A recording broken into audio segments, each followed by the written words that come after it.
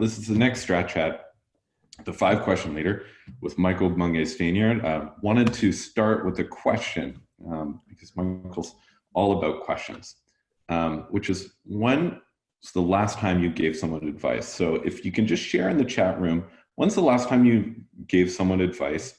There's obviously a lot about advice on here. We've got yesterday, this morning, yesterday, today, 2 minutes ago. Honestly, I think the people who are writing 2 minutes ago are far more accurate than the people who are going yesterday.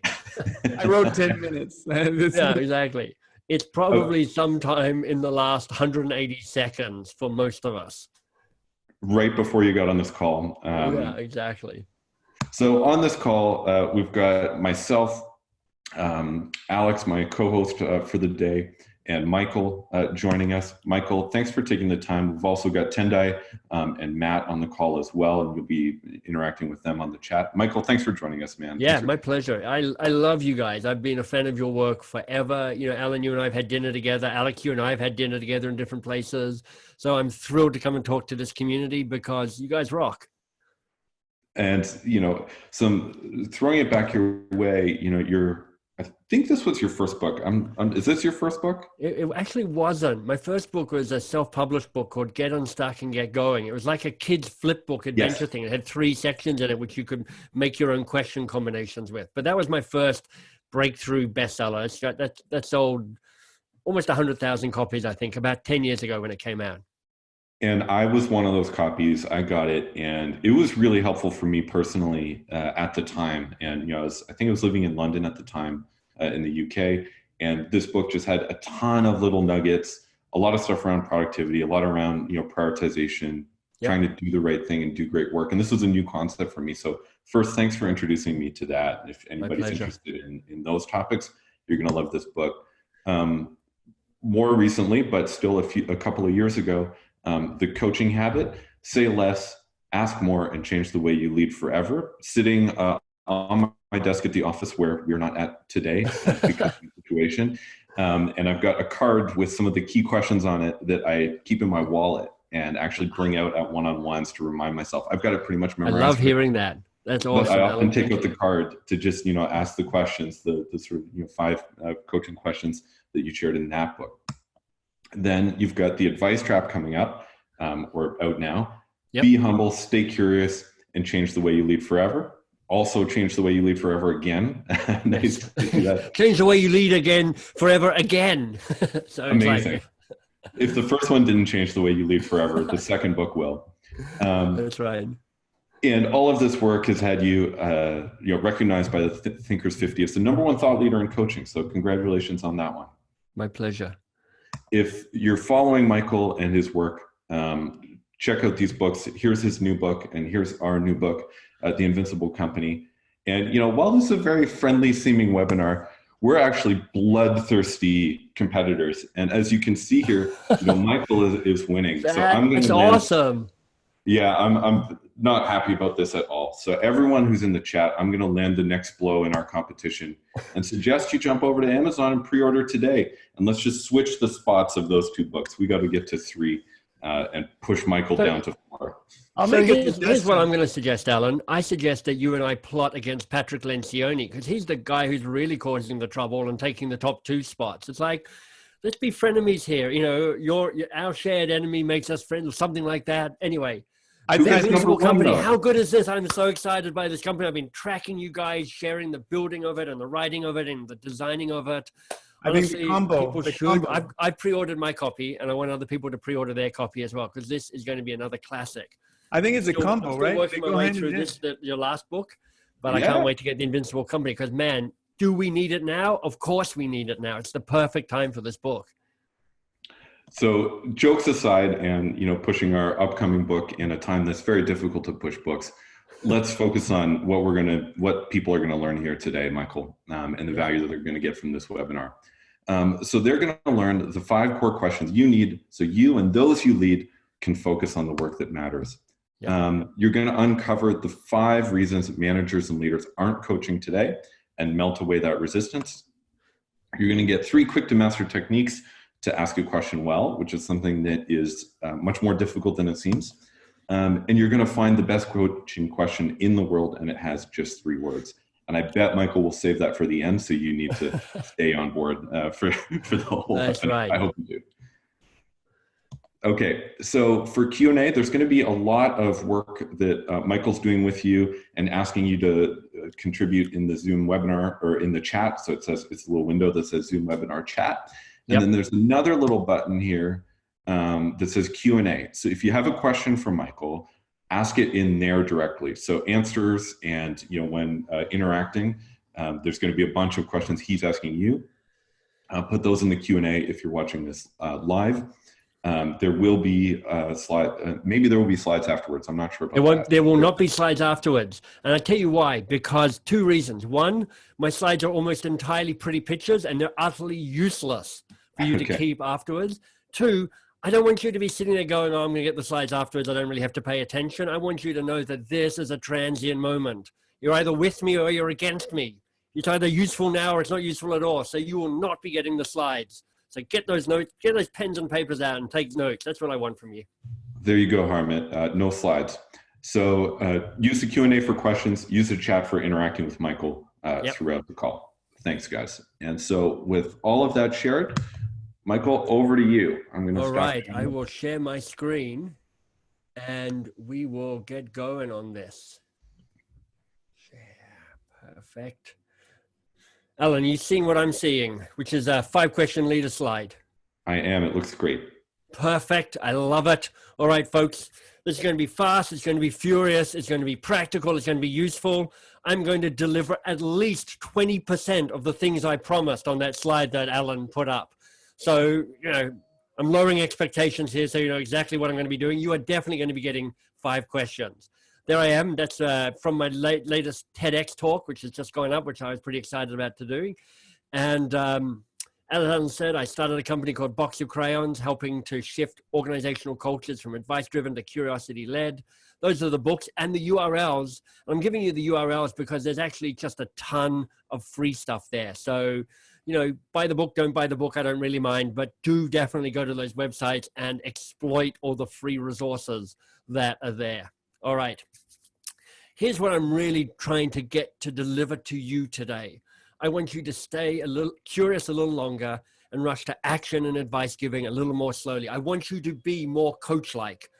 And what I love about partnering with Strategize around this is so much of the work they do has at its heart curiosity and a willingness to stay open to possibilities and a willingness to say, let's test our ideas, let's generate ideas, because as soon as you've ossified your business plan, your business structure, you've ossified your understanding of reality, you're in trouble. I haven't read The Invisible Company yet, but I'm going to bet at the heart of it is like, you got to keep growing, you got to keep learning, you got to keep testing, or else you're in trouble. And I want to give you the practical questions that can help complement Alex and Alexander's brilliant work. So this is the big outcome. Shift of behavior. Can you stay curious a little bit longer? Can you rush to action and advice a little bit more slowly? But before we get going on this, I need to check in. This is you to start checking in on the chat box. I need you to give yourself an answer between 1 and 7 for this question. How focused do you plan to be in this webinar? Because let's face it, webinars are full of distractions. So to be clear what I'm talking about, a 1 means you intend to be fully distracted during this whole webinar. You've got a band playing in the corner, you've got your kids lighting something on fire in the other corner, you've got 2 phones and you're texting on both of them at the moment, and you're using my dulcet Australian accent purely as background for you to get a whole bunch of other stuff done. That's a 1. If it's a 7, you're bringing full focus to this webinar. You've got your noise canceling headphones on, you've cleared your desk, you've shut down your browsers, you've put the kids who are on fire, you put them out, and you're really doing all you can to bring in attention and focus to this webinar. And I don't care what number you're giving yourself. The choice is yours. I just want it to be an active choice. And the one thing I'm going to ask you to do is this. I want you to do one thing to your environment that will help you hit the number you've given yourself. So that might mean putting your phone away. I put my phone over on my other desk over there because there's nothing more embarrassing than trying to present a webinar and then wanting to check your email halfway through it. You may want to shut down some things. You may want to shut a door, whatever it is for you. So whatever numbers you got. Hey, Alan, what numbers are you seeing rolling through there on the chat box? I can't see it because I'm on a full screen presenting. Pretty huge. So, people are largely above 7. So Perfect. 7 is Zen-like and very focused. And I think most people are committing a little higher than that. So you've got what I love about that is the enthusiasm. I'm not hiring any of these people as accountants because clearly they're not that good at the number thing, but still, I love that bringing the full heart to it.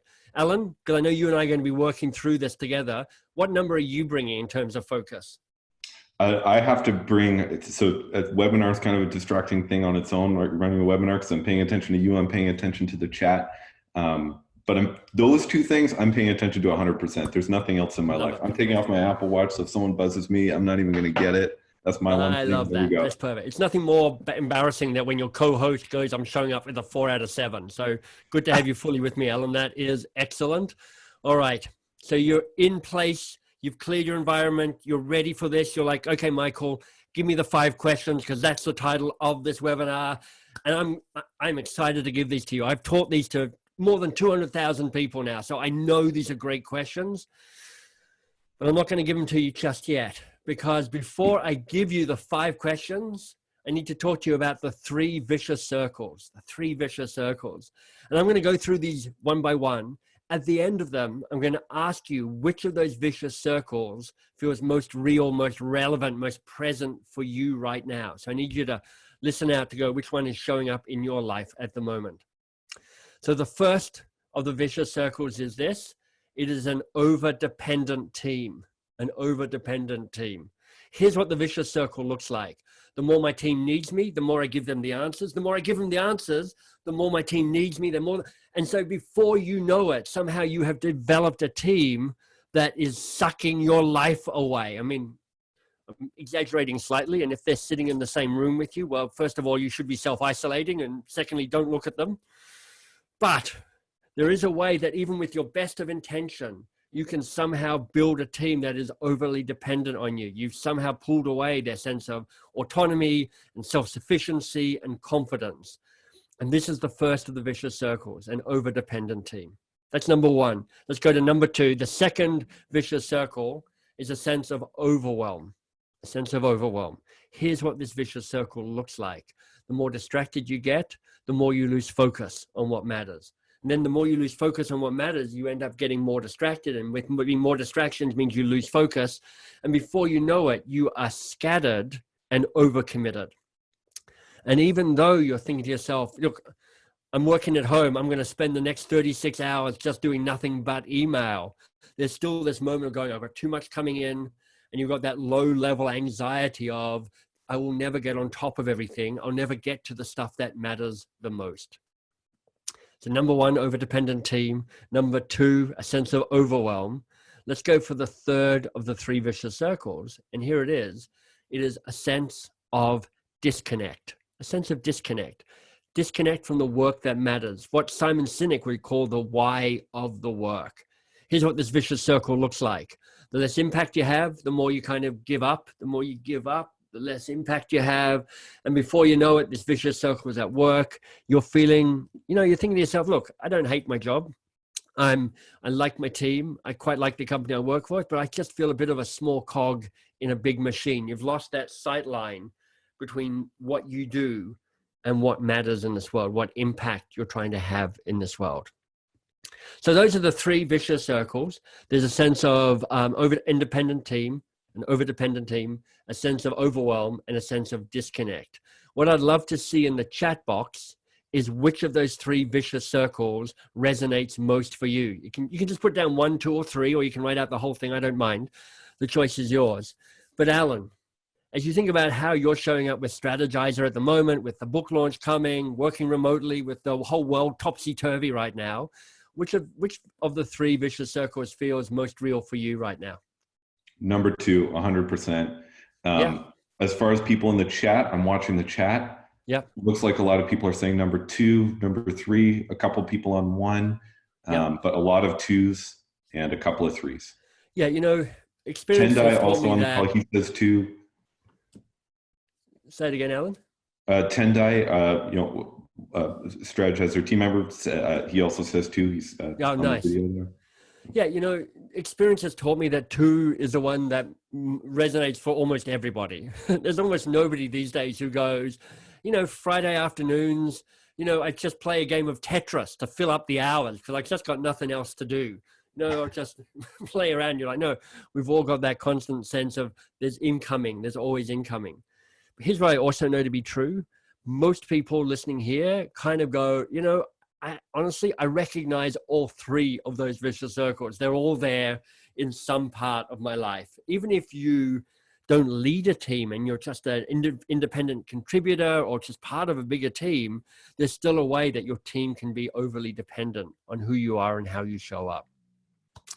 So you're thinking to yourself, oh, these three vicious circles, I feel them, Michael. And I'm like, that's great. I'm glad you feel them. I'm glad you recognize them, because these questions, these 5 questions, will help you break the 3 vicious circles. And if you're thinking to yourself, I wouldn't mind less overdependent team, less overwhelm, less disconnect from the work that matters, I can help you. That's what these questions are all about. So I know you're thinking to yourself, all right, I was kind of interested before, but now I'm really interested. Show me the questions, Michael. And I'm like, you know, I'm excited to show you these questions, but not yet, because they're coming. They're coming. But before I show you the questions, I've got something else to share with you. And actually, Alan, it connects to that first book you talked about, the Do More Great Work book, because I want to talk about 3 different types of work that show up, 3 different types of work that show up. This is just a useful productivity tool, a useful focus tool, and there's a reason I'm showing you this, which I'll talk about in just a little bit. So 3 different works that show up. I'll give you the names of them right now. There's bad work, there's good work, and there's great work. Bad work, good work, and great work. Somebody once said, all models are wrong, but some are useful. So what I've got for you here is a wrong but useful model. And I'm going to go through them one by one, and you're going to see how it all works together. So the first thing is bad work. And before I tell you what I think bad work is, I want to see in the chat box what you think I'm talking about when I say bad work. So 3 types of work. Your whole life is made up of those 3 different types of work: bad, good, and great. What do you think I'm talking about when I say bad work? Let's see your input in the chat box. I love all the input that's flowing in there. I can't read it, but I can see the number ticking up. So that's okay, awesome. so I'm going to read some off. Bad work, low value, inefficient, PowerPoint, useless work, reports, very specific, something that's not your best effort, an interesting approach there. Nice. Half low quality work, anything that's job half done, low value equals bad work. Bad work is something that's done with no care. Yeah. So look, not moving the needle, you know, someone shared. Make work, low impact work. All right, Alan, let me interrupt, because you know what? People are on the right path here, and I love that. I'm going to give you a blunter definition because, you know, honestly, you're being a bit polite at the moment. So let me give you the blunt definition of what bad work is. Bad work is the mind-numbing, soul-sucking, life-crushing work that makes you want to pick up a pen and stab yourself in the eye. It's that work where you go, this is my one and precious life, and I am doing this. What the hell happened here? So it's the meetings you go to where you come out going, well, that's 2 hours of my life I am never getting back again. You know, and I was even running that meeting. It's the email that is overwhelming. It's the processes that you follow. It's all that stuff where you go, this is the bureaucracy that is slowly killing me. And I want to give you an easy way to remember bad work. Here it comes. It's that. Now, here's a question for the chat box. Who knows what type of animal that is? What are your guesses? What's coming through, Alan? What are you seeing? A lot of people seem to think that's a wombat, and then well, they are bear. Right. Wombat or polar bear, one or the other. It's a polar bear with a suntan. Yeah, it's not a polar bear. It is in fact a wombat. There's a reason I'm showing you a wombat. There's 2 reasons I'm showing you a wombat. The first is I am Australian, and when travel is allowed again, I need you to book a ticket to go visit Australia because, you know, the weather's awesome. The men are very good looking and intelligent and charismatic. The wine is fantastic, but that's not really the reason I'm showing you a wombat. I want to show you because it's an acronym that I think you'll find useful. A wombat stands for a waste of money, bandwidth, and time. And that is not a terrible definition of what bad work is. So good, you got bad work, so mind-numbing, soul-sucking bureaucracy. Let's talk about good work. What do you think I'm talking about when I say good work? Bad, good, and great. How would you define good work for me? Let's see it in the chat box. I know you guys are a smart group. I want to know what you think good work is. And Alan, what are you seeing rolling through there? What are people thinking about good work? We've got something that's inspirational, gets the job done, productive, enjoyable, value creating, operating within your skill set, finding solutions. So I'm going to say that people are totally on the right path here, which I love. It is absolutely about getting the job done, operating within your skill set. The best, snappiest definition I've come up for good work is it is your job description. It is productive. It is efficient. It's getting things done. But I know because you are the strategizer fans here, you know the seductive danger of good work, because good work just keeps you on the tracks. It's comfortable. It's familiar. I know you're busy. I know you're overwhelmed. I know you're slightly stressed. But when you're doing good work, you are not stepping out to the edge of who you are and who you can be. You're not testing new business ideas. You're not developing an invincible company. You're kind of in a comfortable groove. It's like somebody once called it a mink hole. So a mink hole is like a rat hole, but more comfortable. So you're going through the same kind of familiar stuff. So that's good work. Let's talk about the final definition of great work. So if bad work is mind-numbing, soul-sucking bureaucracy, and good work is your job description, what do you think I'm talking about when I say great work? What do you think that is? Let's see your answers in the chat box. Yeah, and just to remind people, there's a difference between the chat box and the Q&A. Share your questions for the end and vote up other people's in the Q&A. Answer Michael questions in the chat box. There's one that says chat and one that says Q&A. Perfect. They look pretty different. And what are we seeing, Alan? What do you think? How are people talking about great work? Momentum, flow, inspiring, purpose, totally changing the game, growing, setting the bar for themselves. Yeah. Work that they'll remember, something that's transformational, purposeful, really beautiful word there. Great work is wow. That's a nice one. I like it. Something that improves the planet, pretty inspirational there. We don't feel like it's work from Jean-Noel as an example. Exactly. Are they on the right track? I always go, it's the work you do for free. And then I go, but not for that long. You'd want to get paid eventually. But you're right. It's that work in that flow state. Mikhail Csikszentmihalyi, I think is how you pronounce his name, in that flow state where life speeds up and slows down. What I'm hearing, though, is people have got half the definition or half the experience of doing great work. Because it is true that there are times when you're doing great work where you're like, you're in that flow state, you're connected to your purpose, you've got meaning, you're thinking to yourself, this is why I signed up for this job in the first place, so I could do stuff like this. But it's not the whole story. Because when you're doing great work, there's also part of you that is anxious and uncertain as you step out to the edge of what's unknown about yourself, about your team, about your organization. There's part of you going, I love this. There's part of you going, I hope nobody asks me what's going on here, because I'm just making it up at this stage. I don't really know.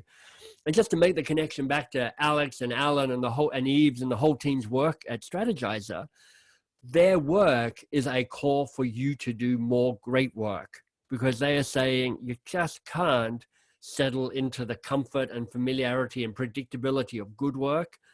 You need to be thinking structurally and courageously and with heart and with mind around how do you be bold? How do you reinvent yourself? And part of what's hard about their work is part of it's rational, part of it's exciting, part of it's like, oh, I'm so excited about testing my ideas, building an invincible company. And part of it, you just have this, you're just going, I'm uncertain. What's happening here? I don't know what I'm doing. And that's part of what they bring, which is this nurturing of both the experience of trying to figure this stuff out and kind of keeping the fires burnt around your enthusiasm. Let me give you my best definition of great work.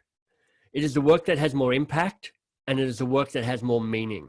I think it's both of these things. You've got to have this combination. It's about impact. It's about trying to figure out where will you make the most difference? Where is the opportunity?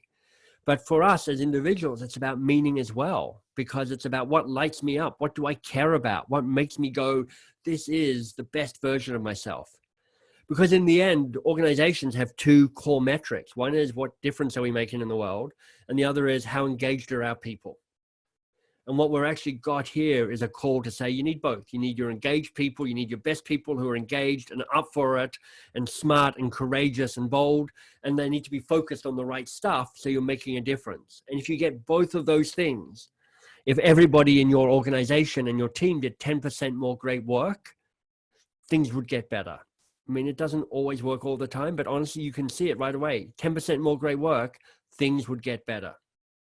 So let's take this from theory to practice. Here's what I want you to do wherever you are. Oh, actually, I'm going to give you another metaphor. Here's another metaphor before we do that little conversion to practice. This is one way of thinking about what good work looks like. It's like mowing the lawn. Now, look, that is a fine looking lawn. I mean, look at it. It's very green. You've got that stripe thing, however they do the stripe thing. I don't know how they do that, you know, and if that was your year's work, you'd look at it and you go, you know what? They asked me to mow the lawn. There's my lawn. I'm feeling pretty good about myself. But here's what I can tell you. As you look back on that as your year's work, there's not one part of you going, oh yeah, see that third green line from the bottom there? Yeah, we really had to pivot. We really had to invent. We really had to step up. We really had to overcome something amazing. And see that top green line there? Well, that's when a global pandemic swept through and we had to kind of rethink everything. You're just going, you know what? I did a good job mowing the lawn, but it's a bit of a forgettable year. And here's what I want for all of you as an individual, in your teams, in your organizations, is I want you to look back on a year and go, this is what I worked on. I did that. I did an elephant. I mean, probably not literally an elephant, because if you're saying to your manager, I'm heading off just to do my hedge trimming at the moment, there's going to be a confused conversation happening there. But I want you to look back and be able to point to this and go, this is what I worked on this year. Yeah, and you can see there's lawn here, and the lawn is fine, and the lawn is going to be okay. But I want you to go, what's my great work? What's my great work project? What's my elephant? So that I can look back on a year and go, I did work that mattered. I did work that lit me up, has meaning, and has more impact.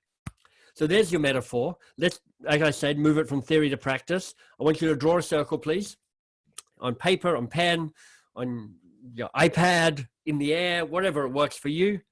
And here's what I want you to do. Thinking about how you're spending your time right now, I want you to divide this circle into 3 segments that represent how much bad work, how much good work, and how much great work you're currently doing. How much bad work, how much good work, how much great work you're currently doing. Take your best guess. If you want to make this feel more useful for you, write down an example of each type of work. What's bad work look like for you now? What's good work look like for you? What's an example of that? What's great work for you right now? Beautiful. 100%. Yeah, it's 100%, but is it bad work, good work, or great work? We don't know. What I do know, just from having asked thousands of people this, is it's unlikely to be 1/3, 1/3, 1/3. You probably got some sort of split going on there. And here's what I'm going to ask you to do. I'm going to ask you about your numbers in just a little bit. But immediately, what I'd like you to do is this. And in the chat box again, not the Q&A, but the chat box, I want you to write down what's useful or valuable for you in doing that really fast audit on how much bad, good, and great work you've got going on your plate right now. What's useful or valuable for you in that exercise? And Alan, let me look at you and say, you know, as you did that exercise, what was useful or valuable for you around just doing that snapshot? So for me, you know, just taking a quick look, surprising how little great work it feels like I'm doing. And just, you know, holding up the mirror, always powerful. Making something explicit, making it explicit, and everything you just said about great work, that being what we want to do, realizing I'm not doing enough, it's just sort of like, so that's more terrifying than it is useful to start. So maybe you can help me make use of this in a minute. I will help make use of this in just a minute. But that's actually one of the reasons I want you to do this is for a number of people, and you'll probably see this coming through in the chat box, Alan. There are people going, you know what? It's cool to remember what my great work is. It feels like there's too much distance between me and that great work right now. I would want to be doing more great work. I'll tell you what I've seen over the years. First of all, I'd say there's no perfect answer for how you split your pie up. There's not like it's 5, 72 and 21 kind of split. It's dependent on you, what lights you up and where you are in the moment. Some years are more great work years, some years are more good work years. But what I would say is that normally when I go, with a bigger crowd and where it's interactive, more easily interactive, I'll go, who has more than 50% great work right now? And typically it's about 1 in 100. So maybe 3 or 4 people showing up at the moment on this webinar will go, yeah, I've got more than 50% great work right now. But then there's a bigger question, which is who has too much great work right now? Who has too much great work right now? And I would say, having asked, like I say, north of 200,000 people this question, less than 10 people have ever stuck up their hand. And to be honest, I don't think they fully understood the question. What I think for most people is going, you know what? I wouldn't mind a little bit more great work. Not 100% great work, because that's actually a bit overwhelming. Your brain explodes if that's what you're up against. But I'm like, I'd like to rebalance this so I have more great work right now. Alan, before I move on, what are you seeing coming through the chat box? Anything we need to acknowledge there? I think it's worth acknowledging that some people are struggling with their current situation with working from home and having kids around, that their balance is different than it was, say, a month ago. Sure. A lot of people mention that. I'm seeing a lot of 20, 50, 30, and that seems like a thing. A lot of people feel like they're doing half good work. A bunch of bad work, and some people are saying 50 great. That's pretty solid. All over the map. Really, it seems like everyone's got a pretty unique answer to this as far as their numbers go. The power is not the numbers. The power is taking a moment to take a breath and go, how's my mix at the moment between bad, good, and great? And then to go, am I happy with that? Am I happy with how that's showing up right now? Or am I willing to make a change? Am I willing to actually do something different as a result of that? And that's what we're going to spend the rest of this webinar actually looking at.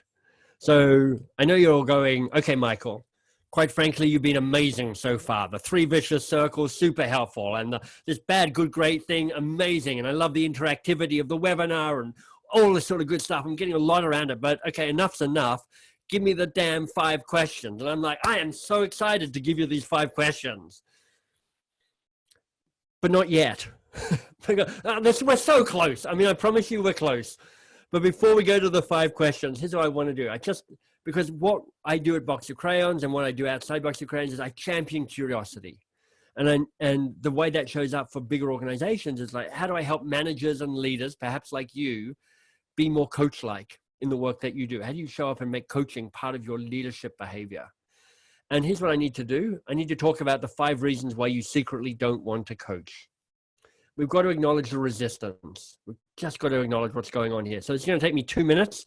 It's a bit of a kind of a performance piece. So here we go. First reason people look at me and they go, look, I don't want to do this coaching stuff, is they go, I don't have enough time for this coaching stuff. And I say, you are absolutely right. You do not have enough time if you think coaching is a long, drawn out, let's go into my office and have a 45-minute conversation, or let's get a Zoom chat going and have no. My belief is this: if you can't coach somebody in 10 minutes or less, you do not have time to coach. And then people go, all right, Michael, here's my second reason why I'm not interested in this coaching thing. I still don't have time to coach. Even if I could coach in 10 minutes or less, I still don't have time to add coaching to my repertoire because I am overcommitted. I'm overwhelmed, right? So many of you chose number 2 as that vicious circle. And even if I thought coaching was important, and maybe I do, maybe I don't, I'm busy from here to here in terms of how my day is going. I don't have time for this coaching stuff. And I say, you're absolutely right. Again, if you're thinking of coaching as something you need to add to what you're currently doing, it's never going to happen. It's just never going to be important enough. You need to think about being more coach-like as a way of transforming what you currently do. And what I can tell you is the skills I'm giving you, and I'll teach you in just a minute, you can build into your everyday work. So it's not about pouring more water into a full glass that just gets water all over your carpet. It's about transforming what's in the glass from advice giving to being more coach-like, more curiosity-led. Then people go, all right, Michael, so you're removing the time thing. I like that. Here's the other thing. I don't want to be a coach. I mean, honestly, I'm happy to be an HR leader, an engineer, a techie, an accountant, a CEO. I've met coaches, and honestly, most of them are a little weird. I don't want to be like that. I'm normal. I'm just trying to be me, doing my job, leading my team, making a difference in the work that I do. Don't turn me into a coach. And I say, deal. I don't want to turn you into a coach. There's a lot of coaches out there already. That's probably fine. I want you to be you. I want you to be the leader and the man or the woman you are right now, but I want you to be more coach-like. So it's not trying to turn you into something that you're not. It's just adding a new skill, a new behavior to your repertoire. Be more coach-like. Fourth reason, people go, well, okay, that sounds better, but I don't even know what you're talking about. What do you even mean by being more coach-like? Well, here's where we go back to that definition from the start. It's simply this. Can you stay curious a little bit longer? Can you rush to action and advice giving a little bit more slowly? Because here's what I know to be true. You're all advice giving maniacs. You love it. Honestly, somebody starts talking, you never even met them before. And after about 10 seconds, you're like, I've got something to tell you. We're about staying curious a little bit longer. And now people will say to me, okay, Michael, you're making coaching feel less weird, more practical, more everyday, more for somebody like me. But what's in it for me in all of this? Why would I go through the hard work of changing my behavior? Well, here's what I think I can say. If you try and build in these 5 questions, try and be more coach-like, there's a very good chance you will end up working less hard, but having more impact, because you break the 3 vicious circles, the overdependent team, the sense of overwhelm, and the sense of disconnect. You have a more autonomous team. You have more focus on the stuff that matters. You are more connected to the purpose of the work you're doing. And you can get access to all of that through just 5 questions. 5 questions. They're coming. Here we go. Now, here's the thing. I'm not just going to tell you the 5 questions because A, that's boring. And B, I've just made a whole thing about don't tell people stuff. So it'd be ridiculous. So I now just told you the 5 questions. It's just, the medium has to be the message. So we're going to do a little bit of coaching. I'm going to coach Alan live as we go through these 5 questions. I'm going to coach you as well. I want you to write your answers in the chat box. So this is you really stepping up and going, I'm going to be part of this. And it makes a difference. You'll get more out of this webinar if you participate like this. We're coaching on a real thing. And the real question is, how could you do more great work? If you could do more great work, what would you focus on? So look around you at the moment, knowing that this is a weird time and things are topsy-turvy. And what was important a month ago may not feel important right now. But if you had to connect to that sense of what makes a difference, what has an impact, what has meaning for me, and you could do more great work, what would you focus on? And Alan, I'm asking you to bring that up as well. Knowing that as you did your little circle, you're like, there's not enough great work here. I'm like, okay, so where are there possibilities? If you look around going, if I had more time, less kids in the background, more money, more resource, more courage, what might you choose to do or do more of or commit more fully to? All right. Here's how it's going to work. I'm going to go through these 5 questions. I'm going to want to ask what your answers are. We're going to, we are going to go to the first question first, which makes sense. Here we go. First question, the kickstart question. Powerful. And before I get you to answer this, Alan, I'm just going to talk about why this is a really good opening question. What's on your mind? It is powerful because if you buy into this whole idea of, well, coaching in 10 minutes or less matters, it means you don't have time for these long rambling chats. You've got to get into the interesting stuff fast. And what's on your mind has this balance between saying, look, it's open. I'm giving you the choice. This is called empowerment and autonomy to select where this conversation goes. But I'm not saying tell me anything or everything. I'm saying tell me what matters. Tell me the thing you're excited about or anxious about or worried about. Let's talk about that. So here's what I would like you to do. In the chat box, thinking about how do you do more great work? Feel free to write your answer down on paper or wherever, your journal or whatever matters to you. And as much as you're willing, share your answer in the chat box. So there's a real shared communal learning here. This is how we connect as a community. And Alan, while people are doing that, let me ask you, thinking about how do I do more great work, what's on your mind? I think what's on my mind is the good work that I'm doing right now, maybe good to bad. and how much of my time that's taking up.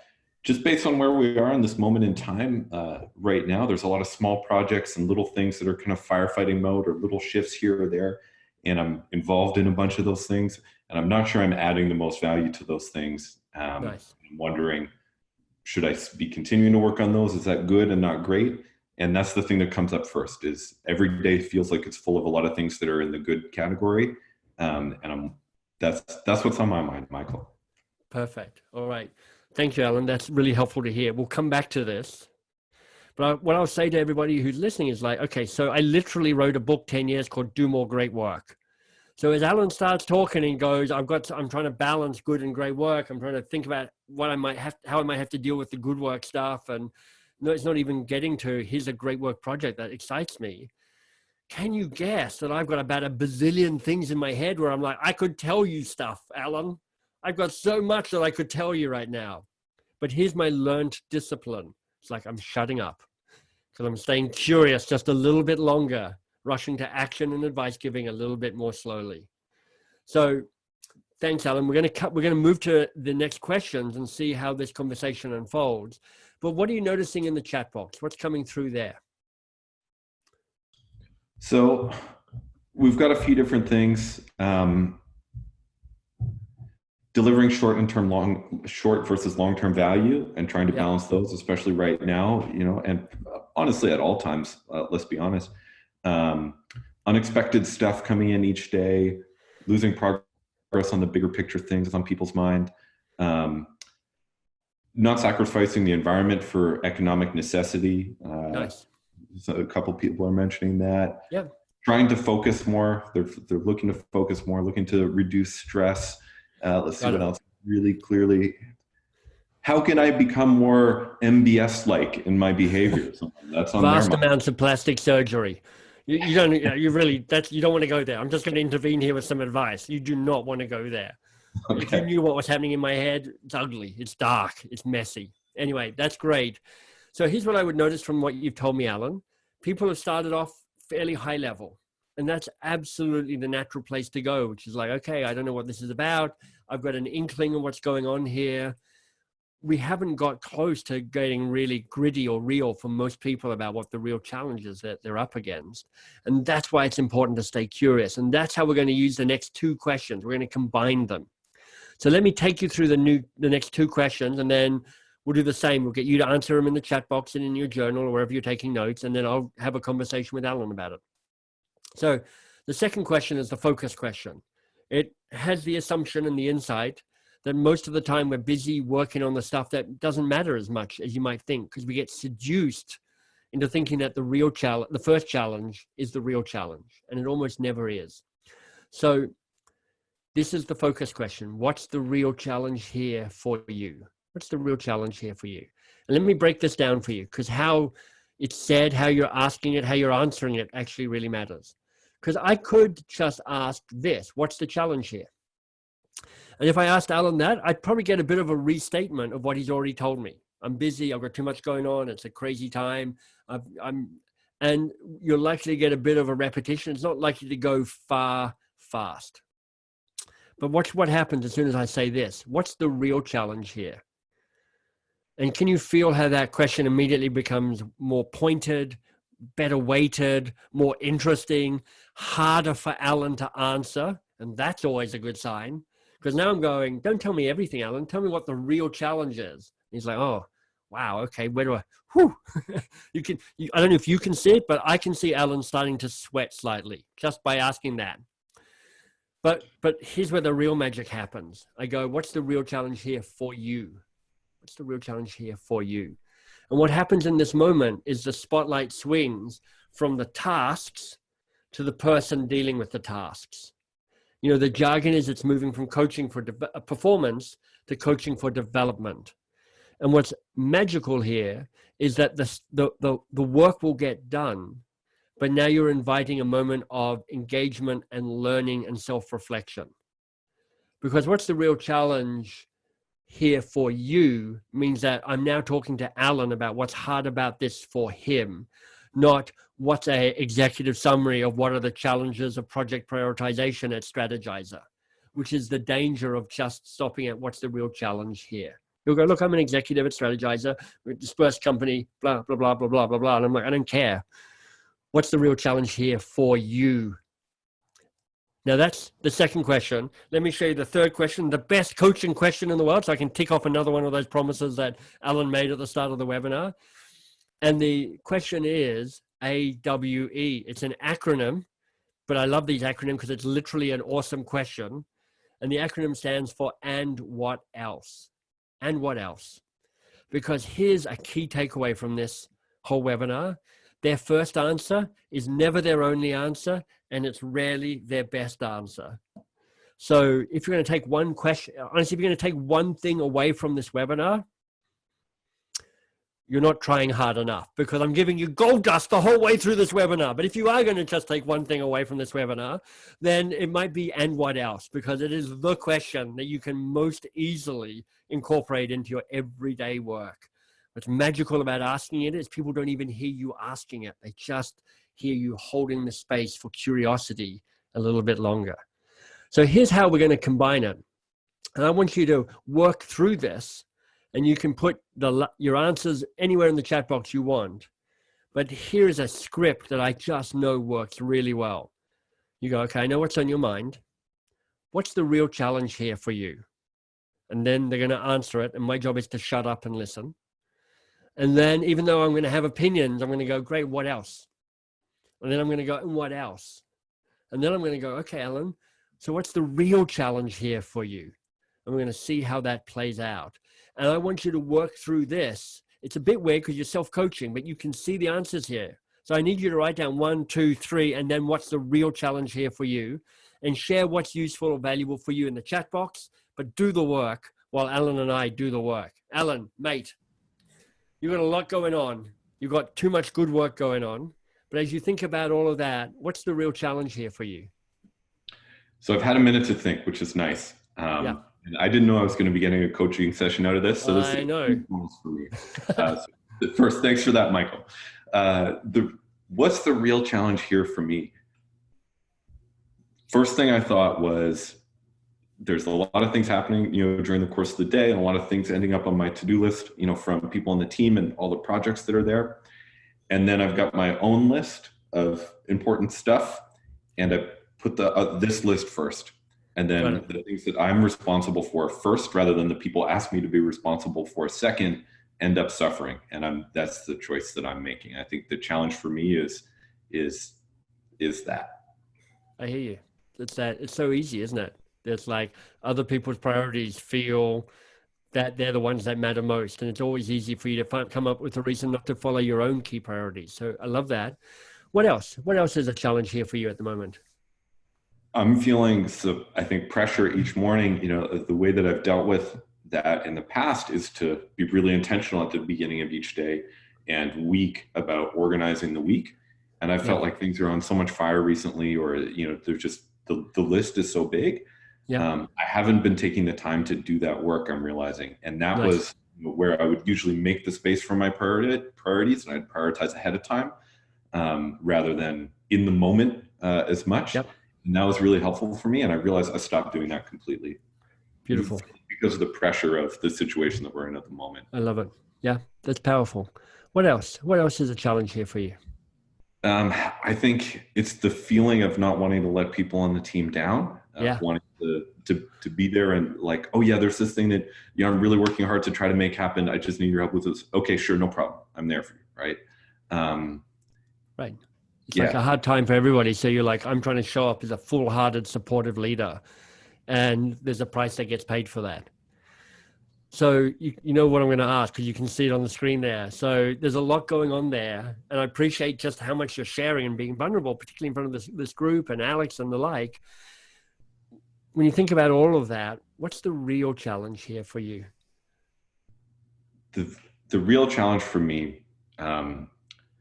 is giving myself permission to put the priorities that I agreed on a long time ago with other people in the company that were things that I needed to move the needle on, permission to put those things first, and giving myself permission to take the time to do the organization work that I know that is going to make things better and get great work done rather than a bunch of good work and some bad work. I think it's a permission problem for me because of the feeling of the pressure and because of the feeling of not wanting to let people down.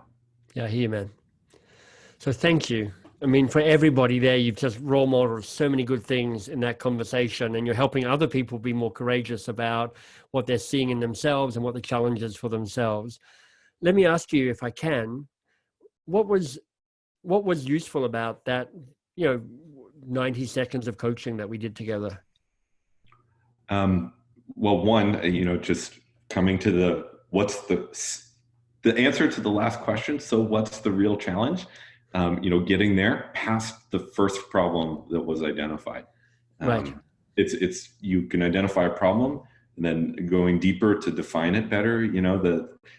The whole thing of, what was it? Einstein, he said, if he had to save the world, That's right. he spent 55 minutes defining the problem and then 5 minutes solving it. Or Abe Lincoln was sharpening the axe before chopping down the tree. Like, we're sharpening the axe and we're defining the problem. And that was really useful. Yeah, fantastic. And what was really beautifully role modeled, and this happens often, is two things. One is, first of all, a shift from the external problem to being the internal problem, which is like, I need to, from I've got too much on my plate to I need to give myself permission. And there's also a sense that as you came up with that insight, you kind of know what needs to be done.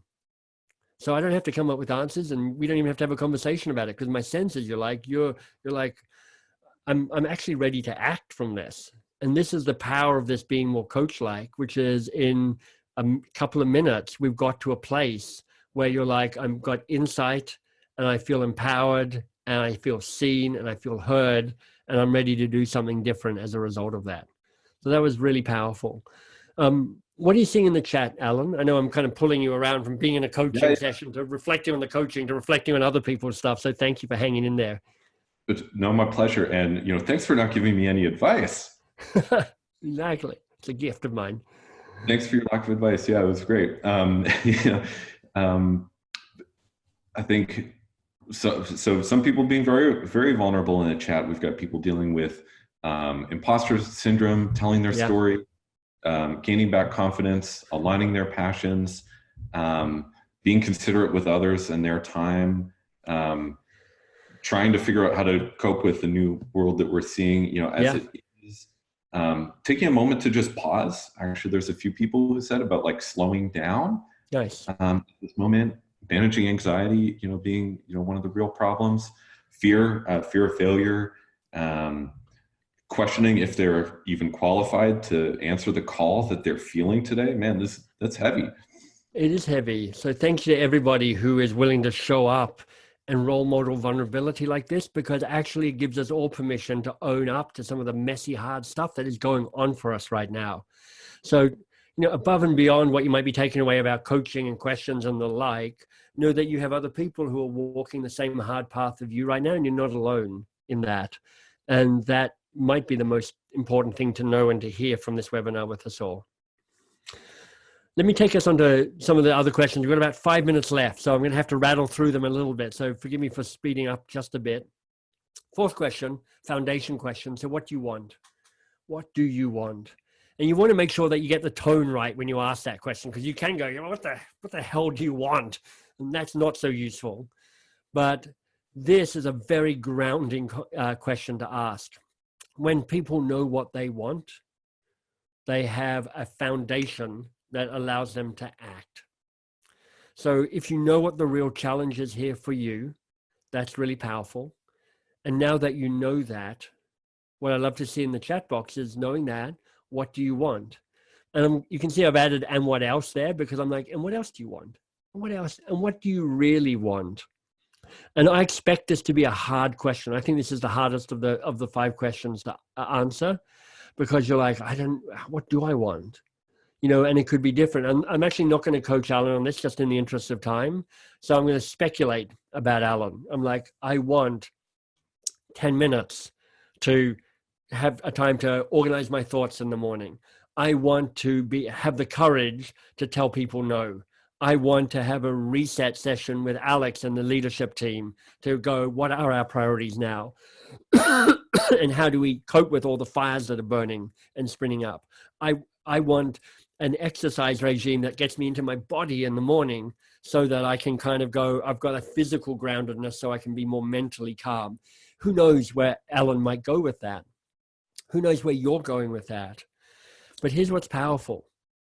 Once you get clear on what you want, you have an opportunity, if you wanted to start recycling some of the questions. I'm like, okay, so if that's what you want, what's the real challenge here for you?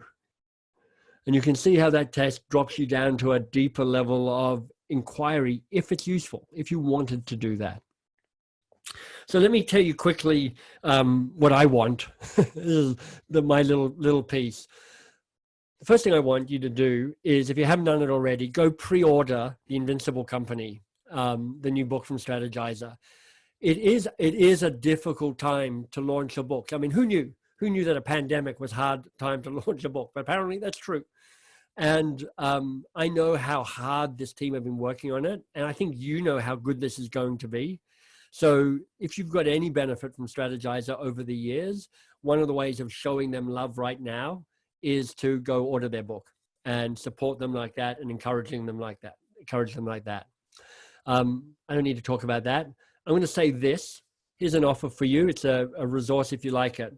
At MBS Works, which is kind of the hub site for me, there's a course called The Year of Living Brilliantly. 52 teachers, 52 weeks, a short video every week.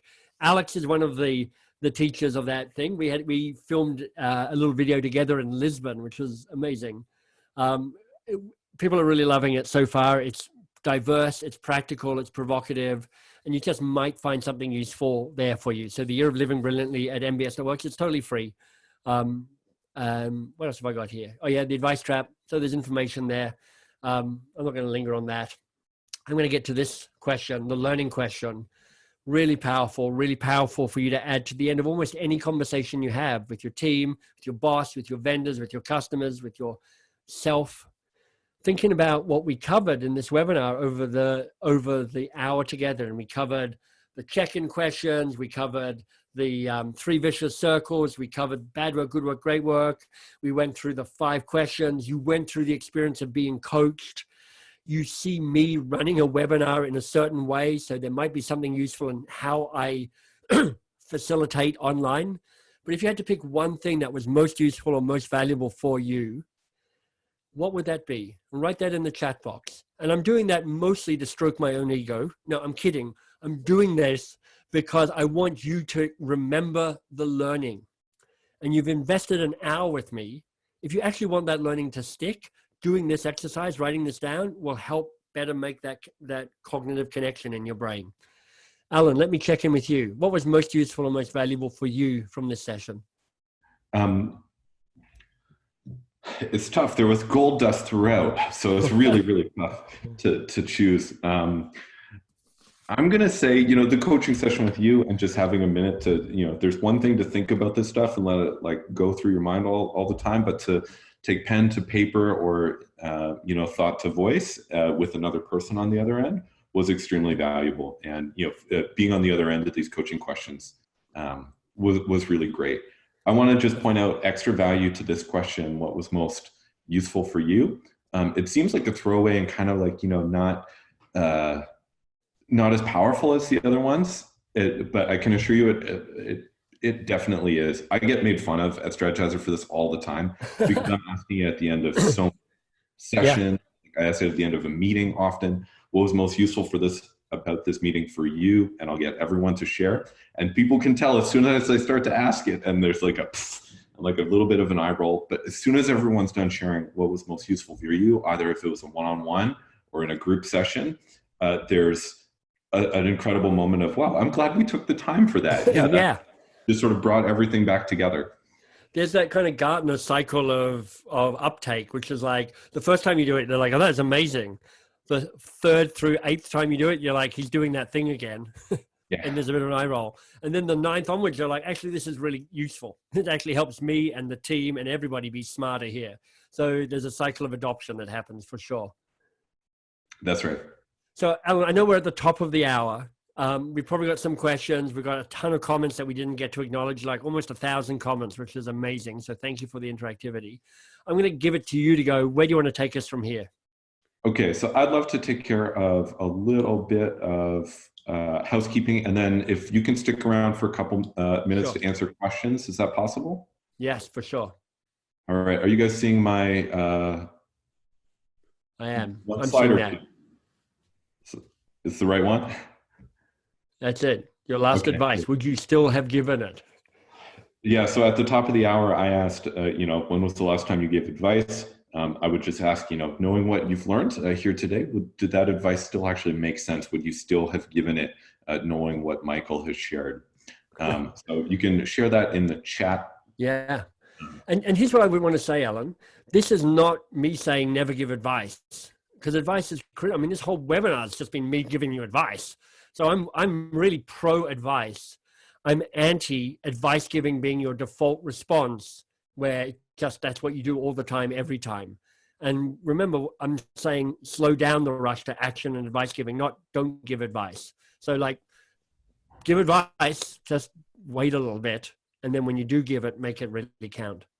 Absolutely. And yeah, your answer to this shouldn't necessarily, we weren't trying to convert everyone on that. It was to just be more thoughtful about the default mode. I think that's the key that really helps people tap into when they're giving advice at the wrong time, when it's a default.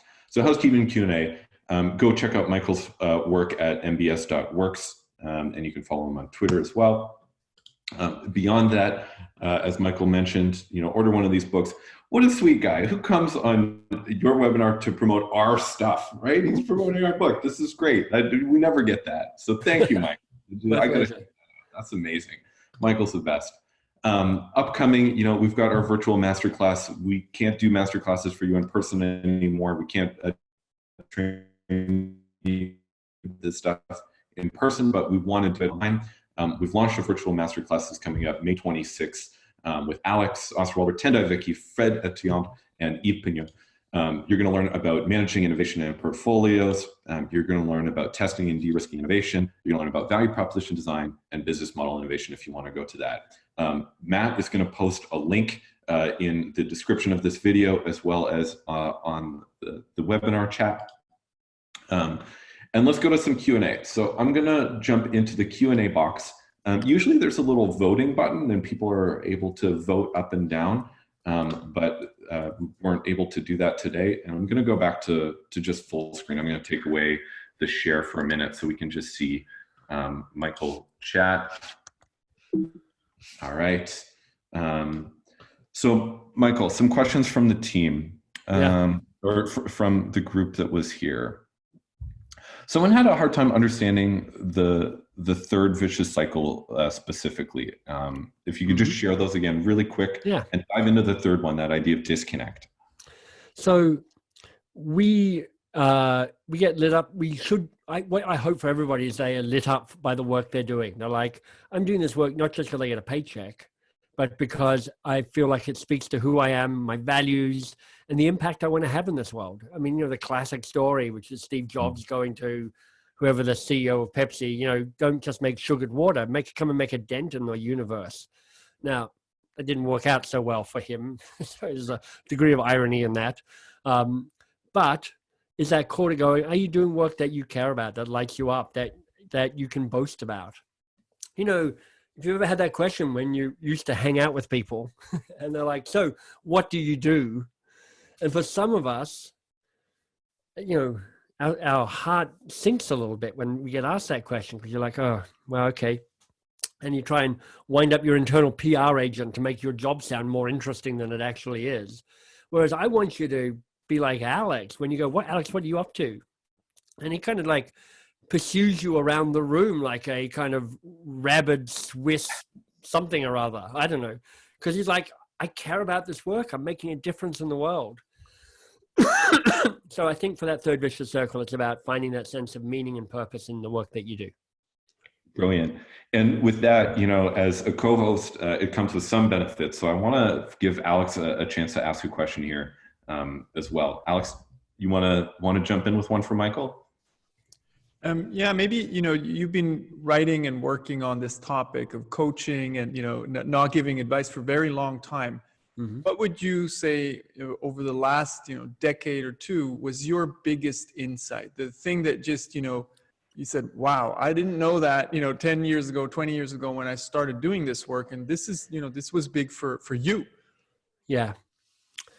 I'd say I'm going to combine two things, and the paradox of them. The first is that coaching is actually much simpler than everybody seems to be making out, which is like, you know what, honestly, show up, care about the person, stay curious a bit longer, and you can make a great difference in their life. The second thing connected to that is that for many of us, changing our behavior to stay curious is actually pretty difficult. There are some people, maybe like Alan, who goes, look, I printed out the questions, I love them, I build them into my stuff, and they've just incorporated those tools into the way that they work. But there's lots of other people who go, I've seen the webinar, I've read the book, I printed out the questions, I'm still not using them that much, I'm still defaulting to advice. And then just going, right, there's another level of behavior change that we have to think about and tackle and wrestle with. And that's hard. And honestly, nobody's cracked easy, ongoing, consistent behavior change. I mean, even, James Clear putting out Atomic Habits, and he sold millions. And it's like, you know what? Most people who've read Atomic Habits aren't doing the Atomic Habits. It's the metaphor I talk about is if you're Alan, the 7 questions has been like downloading a new app onto his phone. It's like, here's an additional resource that I can use with what I've currently got. And for others, it's like, actually, I need a new operating system. And it just takes longer and it takes more rewiring to try and figure that out. It's kind of like, it's what it's a personal version of your work at Strategizer, which is, no, we need to reinvent a company to do this now. And that's the hard thing. I think so I've got one question, which is, if you can answer it real quick, and then, so actually let's ask this one. It's really quick. And I think it's really useful as far as, how is the new book different from the previous one, from Vivek Antonio? I would say just buy both and then, see for yourself. But Michael, if you could help us out, what's the difference between the two? So, the coaching habit goes, look, here's how you build a habit. Here are the 7 questions. Here's how you ask the 7 questions. The second one goes, let me talk to you about behavior change. And if you've struggled to change your behavior, here's a process to actually be more coach-like and to tame your advice monster. Tame your advice monster is a 1-sentence throwaway line in the first book. It's the heart of the second book, which is like, here's how you wrestle with it. Here's how you access a deeper, more profound way of showing up as a leader. Brilliant. You know what, guys? Let's leave it there for the day. We're 10 minutes past our time. There's a lot of questions in here about, it seems like there's a lot of people who are really excited about coaching and even becoming more of a coach, not just necessarily more coach-like as well. Yeah. So I'm going to point you to Michael's website and to find him on Twitter to pester him about that. I've just given you permission, so please go ahead. I can give other people permission to do stuff. No problem. It's just myself. There you go. All right, Michael, thanks so much for taking the time. Alan, thank you. Alex, thank you. Tindaya, thank you. Matt, thank you. Thanks to the whole Strategyzer team. Buy their book. Likewise, Don't forget that you got this webinar for free, so you need to buy all of Michael's books. Thank you, Thanks, everybody. It's nice to meet you all. Bye-bye. Bye, everyone.